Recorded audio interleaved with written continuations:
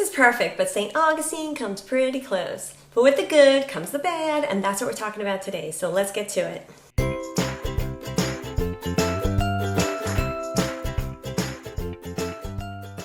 Hi everyone, Kim Devlin with your Key to St. Augustine and RE/MAX Leading Edge. Thanks for joining me. Today I'm going to tell you my first-hand experience of what I love about living in St. Augustine, what I don't love so much, and a few unique quirks. So let's get to it. Now, I love living in Florida. I love the weather, it's warm. I love the endless things to do outdoors. I love the laid-back attitude, and of course, the beaches.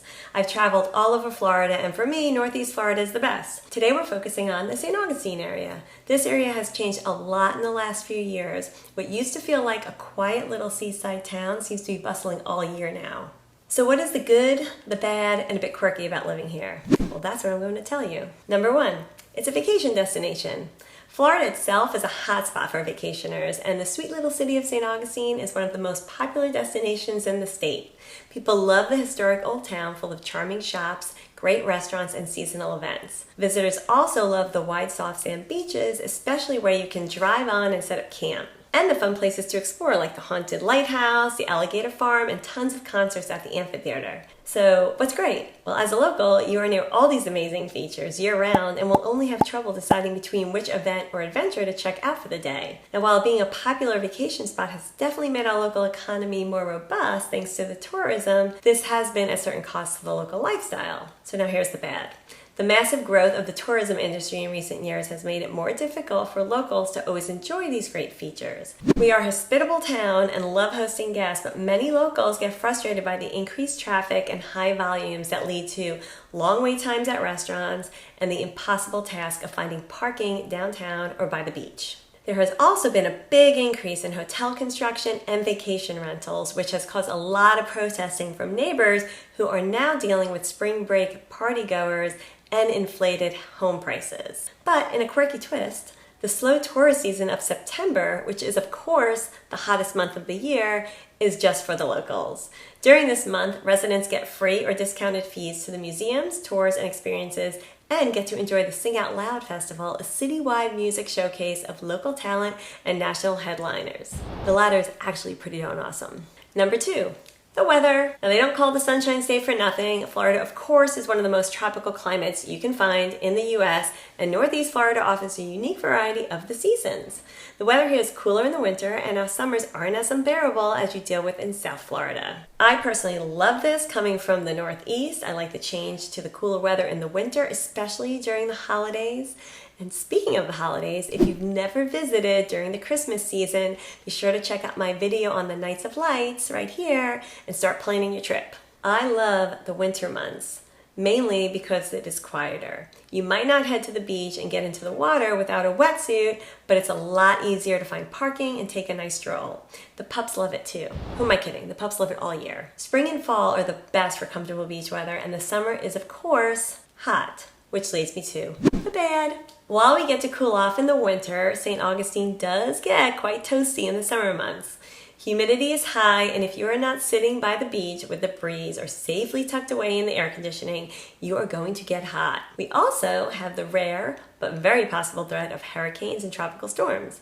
And during the fall and winter months, Mother Nature may send some nor'easters our way, bringing high winds, rain, and drop temperatures. Coastal streets can flood when one comes our way, but it's still way better than being up north and dealing with the snow. And remember, St. Augustine is large, so there are areas west of the downtown and coastal areas that fare very well in these storms. So here you never have to worry about shoveling snow, but you may need to prep for a tropical storm once in a while. And ladies, your hair is going to be uncontrollable in the summer.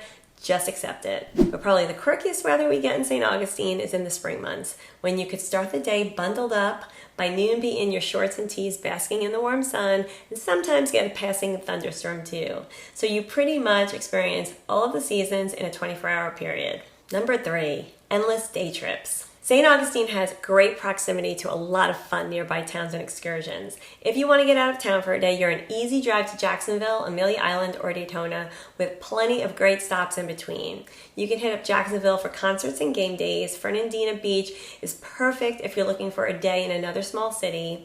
I love Fernandina, so stay tuned until the end and I'll share a tour of this quaint little town with you. An hour south is Daytona if you're into fast cars and motorcycles, and if you prefer to be in nature, you have dozens of options for some excursions nearby like the Bulo Plantation, Princess Preserve, the GTM, and Ginny Springs. If you're up for an overnight stay or a long weekend getaway, you're only a couple of hours away from the magic of Disney, or head 3 hours north to historic Savannah, Georgia. So what's the negative? While you have a lot of nearby adventures, the closest commercial airports are both an hour or more away in Jacksonville or Daytona. Plus, you're looking at a solid 5 or more hour drive to the Gulf Coast or down to Miami and the Keys. As the county grows, we can hope for some more public transportation options and hopefully more flights to other hubs. But if you are a frequent out-of-town traveler, you will have to put in some effort. So just like these other local towns or day trips from St. Augustine, folks do day trip to here, so you'll notice a lot of day trippers, especially during the Bike Week in March and Biketoberfest in October, when the Harley-Davidson riders roll through town to and from Daytona. The seasonal festivals, especially Nights of Lights, also bring in even more day trippers and make that problem of tourist traffic even worse. Number 4, growing pains. St. Augustine and the surrounding St. Johns County area has grown exponentially in the last couple of years. There's a lot of new construction communities with several phases planned and being built all over the county. Even on Anastasia Island, you will see homes going up on any empty lot, and people are moving here in steady numbers from around the country. I'm guessing the word is out on how great this place is. Now, I love that there are so many people from different areas moving here. It's always fun to meet new people. It's great that they see the area as a desirable one. With the increase in residents, we are seeing commercial development too, such as a new Buc-ee's, plans for a Costco, new grocery stores, and new schools. With all of this, we can certainly expect more industry and job opportunities as well. Now, some do find the rapid development a bit overwhelming, especially since this area has been slow to develop over the years, and now it feels like development is happening everywhere. So what's the bad? Well, with this population growth comes, you know what? Traffic.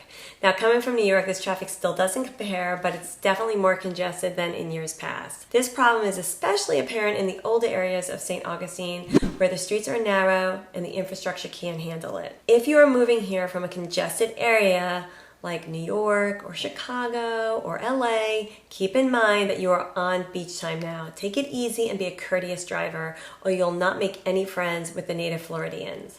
The development and population growth has also had a good and bad impact on local real estate values.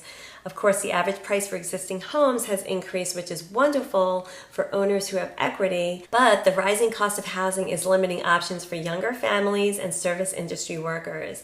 Many feel that the city and county have to work on affordable housing options so that there are enough workers and diverse communities to keep this expansion going in a smart and responsible manner. Now for the quirky. In some areas, you'll find a real mixed bag of old and new. I think this makes for a more interesting community, but it can be funny to see a multi-million-dollar new construction home around the corner from its 100-year-old bungalow neighbor. I dig it, but some may not. So these are my good, bad, and quirky perspectives on living in St. Augustine. As promised, check out my next video for a tour of Fernandina. If you have your own experiences or perks to share, drop a comment below. And if you're thinking about relocating here, be sure to check out my free guide in the description below. Thank you so much for tuning in, and I will catch you on the next one.